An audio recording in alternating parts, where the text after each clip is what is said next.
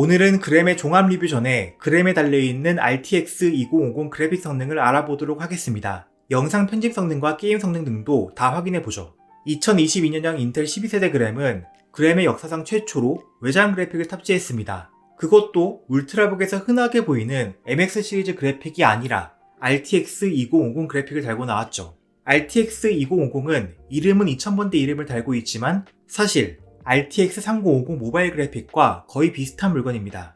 아키텍처도 동일하고 쿠다코어의 개수도 동일해요. 다만 메모리 버스를 절반으로 칼질하고 소비 전력과 클럭을 대폭 낮춤으로써 성능을 제한시킨 물건입니다. 사실 RTX 2050이 아니라 RTX 3030 정도로 이름을 붙이는 게 맞는 물건이라고 생각해요. 처음 엔비디아가 이걸 발표했을 때 이따위 물건을 왜 만들지? 하는 반응이 있었지만 막상 나와보니 소비 전력 레벨이 MX450 그래픽 같은 거랑 별 차이가 없어서 쿨링 시스템이 빈약한 울트라북에도 넣을 수 있는 그래픽이라 그 나름대로의 장점이 있어 보입니다. 덕분에 그램과 RTX 그래픽이라는 도저히 어울리지 않아 보이는 조합이 가능해졌죠. 그 밖에 제가 구매한 제품의 스펙은 다음과 같습니다. 엘더레이크 i5 CPU, 16기가 온보드 LPDDR5 램, 256기가 SSD 등입니다. 저는 남는 256기가 SSD를 하나 더 끼워서 총 512기가의 용량을 만들었습니다. 무게는 1.27kg으로 측정되어 내장 그래픽 모델보다는 100g 정도 더 무거워졌으나 여전히 16인치 기준 초경량이죠. 그럼 바로 테스트 결과를 보시겠습니다. LG 스마트 어시스턴트에서 고성능 모드로 설정하고 25도의 실내에서 테스트했습니다. 일단 그램에 들어가는 RTX 2050 그래픽이 대체 몇 와트 전력을 사용하는 그래픽인지를 확인해봤습니다. 게임 중에 CPU와 GPU가 동시에 부하가 걸릴 때 모니터링을 해보면 GPU 전력은 20W를 넘지 못합니다. RTX 2050의 전력 설정은 30W에서 45W라고 명시되어 있지만 그램은 그것보다 더 낮은 전력을 사용하고 있죠. 이런 낮은 전력으로 제대로 성능을 뽑을 수 있을까요? 3D 마크 점수를 보겠습니다. 먼저 다이렉트 11 게임 성능을 반영하는 파이어 스트라이크 점수입니다. 그래픽 점수 약 8500점, 피직스 점수 13426점으로 내장 그래픽이나 MX 시리즈 그래픽보다는 확실히 더 높은 점수죠. 다만 낮은 전력의 모델을 사용했기 때문에 제 성능을 내는 GTX 1650 모바일 그래픽보다는 조금 낮은 점수입니다. 다이렉트 12 그래픽 성능 벤치마크인 타임스파이에서도 그래픽 점수 3142점으로 경량형 노트북 중에서는 굉장히 높은 성능을 내주었습니다. 게임 벤치마크 전에 프리미어 프로 영상 편집 성능도 한번 체크하고 넘어가겠습니다. 물론 프리미어 프로는 CPU 성능도 중요하지만 GPU 성능도 큰 역할을 해주기 때문에요. 먼저 항상 테스트에 사용하는 소니 카메라 4K로 촬영하고 나름 빡센 색 보정을 시행한 4K 시퀀스를 4K 유튜브 프리셋으로 인코딩했을 때 5분 33초가 걸렸습니다. RTX 3050 Ti를 사용하는 스위프트 X보다는 좀 더 느렸지만 MX450을 사용하는 노트북보다는 더 빠르군요. 그런데 저를 깜짝 놀라게 했던 건 표준화된 프리미어 프로 성능 테스트인 퓨젯 벤치마크 4 프리미어 프로 결과였는데요. 총점이 862점이었습니다.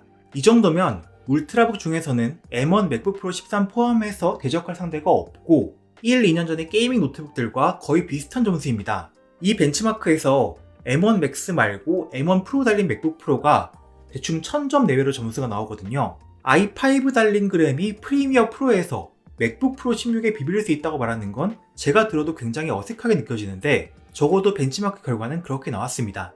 그럼 실제 게임 성능을 확인해 보겠습니다. 네이티브 해상도인 WQXGA와 풀 HD 해상도에서 각각 테스트했습니다. 그리고 여기서 게임 프레임을 비교한 갤럭시북 2 프로의 경우 DTT를 끈 상태에서 테스트한 결과임을 미리 알려드립니다. 그럼 발로란트입니다. 최상업 훈련장에서 연속으로 스킬을 사용할 때 기준 네이티브 해상도 평균 83프레임, 1% 하위 66프레임이 나왔고 풀 HD 해상도 기준 평균 127, 1% 하위 110프레임이었습니다. MX450이나 아크 그래픽과는 큰 차이로 높은 성능을 보여주었고 만약 풀 HD 게이밍 모니터를 연결한다면 고주사율 게이밍도 충분히 가능한 정도입니다. 다음은 문명6입니다. 내장 벤치마크, 중업 기준, 네이티브 해상도 평균 77.3프레임, AI 턴 시간 7.38초였고 풀 HD 해상도 기준 평균 94.2프레임, AI 턴 시간 7.72초였습니다. 에이펙스 레전드, 하옵, 훈련장 기준으로 네이티브 해상도 평균 45프레임, 1% 하위 39프레임이었고 풀 HD 해상도에서는 평균 73, 1% 하위 61프레임이었습니다.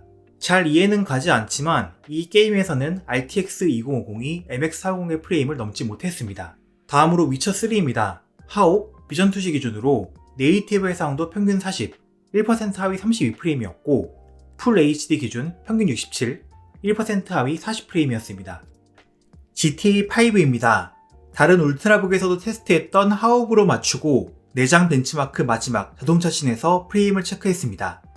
네이티브 해상도 평균 92, 1% 하위 52프레임, 풀 HD 평균 103, 1% 하위 65프레임이었습니다. 원신입니다. 이 게임은 60프레임 상한이 걸려있기 때문에 평가에 제한이 있긴 했는데요. 중업, 비경 플레이 기준으로 네이티브 해상도 평균 37, 1% 하위 26프레임이었고 풀 HD에서는 평균 60프레임, 1% 하위 46프레임이었습니다. 풀 HD 기준으로 아주 매끄러운 플레이가 가능했습니다. 엘든링입니다. 상업 기준 네이티브 해상도 평균 31프레임, 1% 하위 25프레임이었고 풀 HD 평균 33, 1% 하위 26프레임이었습니다. 이상하게 수직 동기화를 켠 것도 아닌데 해상도가 달라져도 게임 프레임 자체가 거의 차이가 없었습니다. 게임 자체가 벤치마크용으로는 부적절해 보입니다.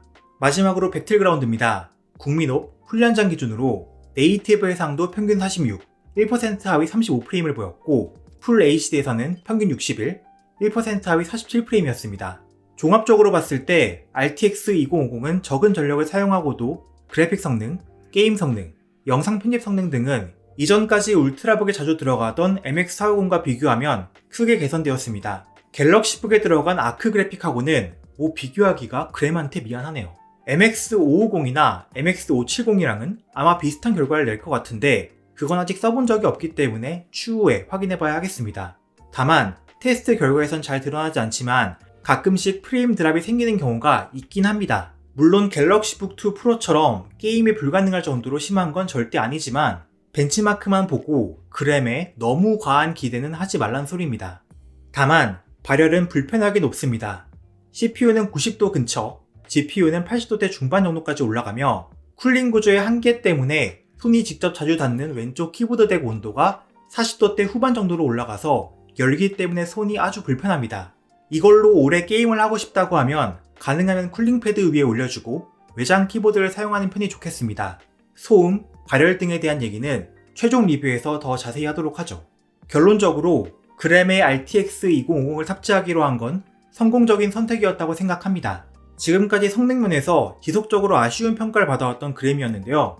무게도 별로 늘리지 않고 갑자기 RTX 그래픽을 탑재한다고 발표해서 반신반의했었는데 테스트를 직접 해보니까 이거 영상 편집, 그래픽 작업, 게임 등의 목적으로 게이밍 노트북을 사내는 수요를 꽤나 흡수할 수 있을 것으로 보입니다. 다만 아무리 쿨링팬과 히트파이프를 늘렸다고 하더라도 성능이 올라간 만큼 발열을 해소해주지 못하기 때문에 이게 게이밍 노트북을 대체할 수는 없겠지만 초경량 울트라북 중에서 현재 이 그램보다 높은 그래픽 성능을 가진 노트북은 없죠.